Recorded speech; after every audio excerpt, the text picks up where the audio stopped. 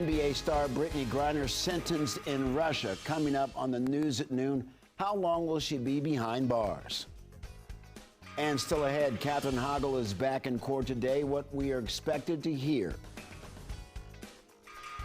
And good afternoon, and thank you for joining us for the news at noon. I'm Mark Hall. Today is a DMV first warm day. We could see hotter temperatures and more humidity than we did yesterday. And to break it all down for us, meteorologist Damon Matson joins us with the latest check-in on the forecast. Hey, Damon, you said it was coming. It is here, my friend. Yes, indeed, Mark. And that view of the White House right there, you got a good look at how hazy and just hot it already is looking out there. So we are calling today a DMV first warm day because of the heat and humidity, but then also because of the fact that we have some storms on the way as we go into this afternoon. First off, though, let's check out that heat advisory that continues to be in effect across the entire area as we move ahead throughout the day today. We are looking at that heat advisory continuing until 8 p.m. for a large majority of the viewing area there throughout many of our counties east of Interstate 95. Even if you go to the west, though, it is looking like we are going to experience those heat advisories, maybe not going into effect, but the heat index will be about 100 to 105 degrees. If we could, let's pull up that heat advisory full on the screen because, yeah, we want to break down exactly where that advisory is taking shape. And then as we continue along through the rest of today, the heat should start to break, but then we are going to see those showers and thunderstorms start to roll back into the picture here as we move ahead.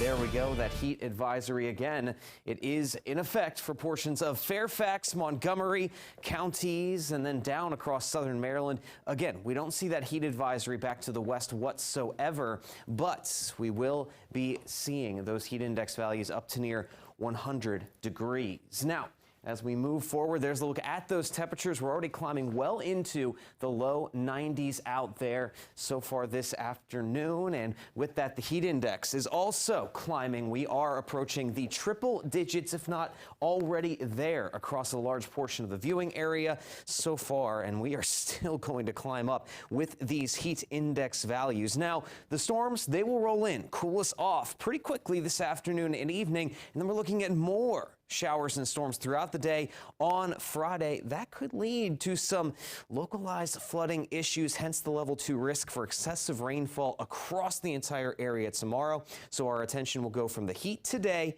straight into that possibility for heavy rain and flooding on Friday. All right, Damon, thank you. And breaking this afternoon, the verdict is in. A judge in Russia has convicted and sentenced Brittany Griner to 9 years in prison for drug possession and smuggling. The verdict comes after Griner was arrested at a Moscow airport 6 months ago for having vape cartridges with cannabis oil in her luggage. The judge said that the time Griner has served in custody since her arrest in February would count towards her sentence. Well, take a look at the White House now. President Biden has released a statement after Griner's sentencing. He writes, quote, "It's unacceptable, and I call on Russia to release her immediately so she can be with her wife, loved ones, friends, and teammates." The president also saying that his administration will continue to work tirelessly to bring Brittany Griner home along with Paul Whelan as soon as possible. Well, happening today back in court, Katherine Hochul is set to appear in Montgomery County, Maryland court at 1:30 today. She's charged with killing her 2 children, Sarah and Jacob, back in 2014. Hochul was indicted back in 2017, but has been deemed incompetent to stand trial. Hochul's lawyer asked a circuit court judge to declare her mental health can be restored to stand trial. Troy Turner, the father of Jacob and Sarah, believes that Katherine Hochul is exaggerating the severity of her mental health issues and fears that she could be released from civil confinement if charges are dropped. Well, DC News Now will be in the courtroom today. Be sure to tune back starting at 5 p.m. for the latest on the case. And we are following developing news. U.S. Capitol Police take a pair of accused serial carjackers into custody. The 2 men are now facing felony charges after Capitol Police officers arrested the men who are accused of being involved in a string of carjackings in D.C. 19-year-old Mekhi Statton of Maryland and the passenger, 18-year-old George Turrentine of Washington, D.C. Both were arrested and charged on several counts. Around 5 p.m. last night, a Capitol Police patrol officer saw a stolen Mercedes driving near the Capitol. And when officers attempted to stop the stolen car, the sedan sped away. The car blew through stop signs and red lights. It even went the wrong way down a one-way street and clipped a car before it crashed into parked cars near 12th Street and Independence Southeast, where the stolen car stopped. Now, the officers spotted a gun near the driver and stopped the driver from reaching for it. The officers recovered a 9mm Ghost gun, which had a high-capacity feeding device that is capable of holding 31 rounds. Now, according to the law enforcement reports, the driver and the passenger were both wanted for open cases across the region. Well, a pedestrian was struck and killed yesterday around 2100 block of Virginia Avenue, and police located an unconscious adult male who was transported to a local hospital where he did not survive. The incident occurs as the D.C. Council considers a bill that would ban drivers from turning right at red lights in an effort to curb pedestrian traffic fatalities. This case is being investigated by the Major Crash Unit. And developing now, police swarmed the scene of a deadly shooting overnight. Very few details are available. Here is what we know now. Police say it happened on 14th Place in Southeast, and according to our partner at DC Real-Time News, one person was killed. There's no word on a suspect or possible motive. Well, police are investigating a stabbing in the 1600 block of I Street Northwest. Suspect is tall and a heavy-set black male, last seen wearing a brown jacket, blue jeans, and a gray shoes. The suspect last seen on foot heading northbound on 17th Street toward K Street. Contact the D.C. Police Department if you have any information. In Montgomery County, police are trying to determine what happened leading up to a stabbing on Quince Orchard Boulevard in Gaithersburg. Sources tell our Larry Calhoun the violence broke out at a party. One person was taken to the hospital with serious injuries.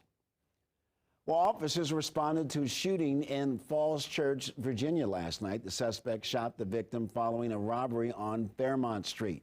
The victim was taken to the hospital with non-life-threatening injuries. The suspect, identified as a Hispanic male in his 20s, last seen wearing an olive green shirt and light gray shorts. Call 911 if you have any information. Abortion rights thrown out in states with trigger laws across the country. DC News Now's Corey James tells us what local Maryland officials are doing in response. In the fight for abortion rights, Montgomery County is advertising itself as a safe haven for businesses. Mark Elrich and other Maryland lawmakers have sent letters to businesses in abortion-unfriendly states like Texas and Missouri. The letters call Maryland and Montgomery County a welcoming and diverse place.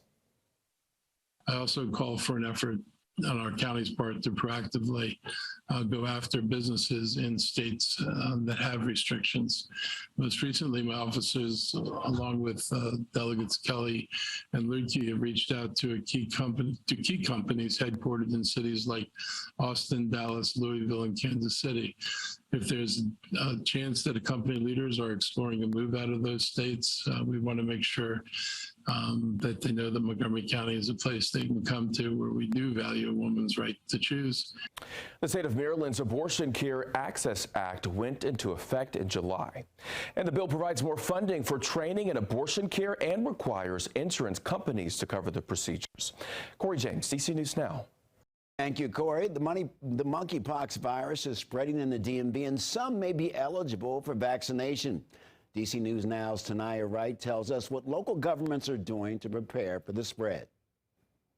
A plan is now in place to help slow the spread of monkeypox in Montgomery County. County officials say a pre-registration survey to get vaccinated is set to go live at the end of the week. This is to help figure out who should get the shot because vaccine supplies are limited.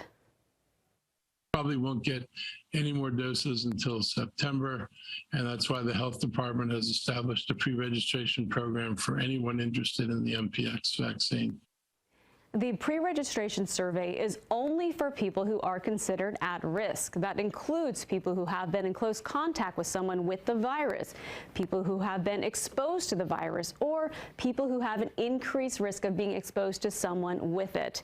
Now to D.C. and the city's efforts to contain monkeypox. Walk-up vaccination starts tomorrow.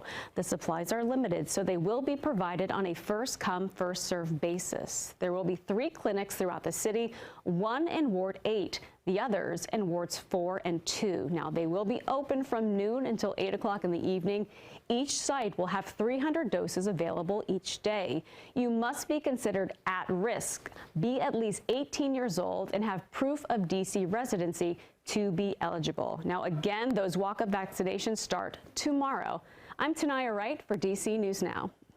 Our thanks to Tanaya. And this afternoon, a plan is in place to help slow the spread of monkeypox in Montgomery County. Officials there say that a pre-registration survey to get vaccinated is set to go live at the end of the week. It's to help figure out who is the most eligible because vaccine supplies are still limited. Probably won't get any more doses until September. And that's why the health department has established a pre-registration program for anyone interested in the MPX vaccine. Pre-registration survey is only for people who are considered at risk, and that includes folks who have been in close contact with someone with the virus, people who have been exposed to the virus or have an increased risk of being exposed. Right now, Maryland has 149 cases of monkeypox.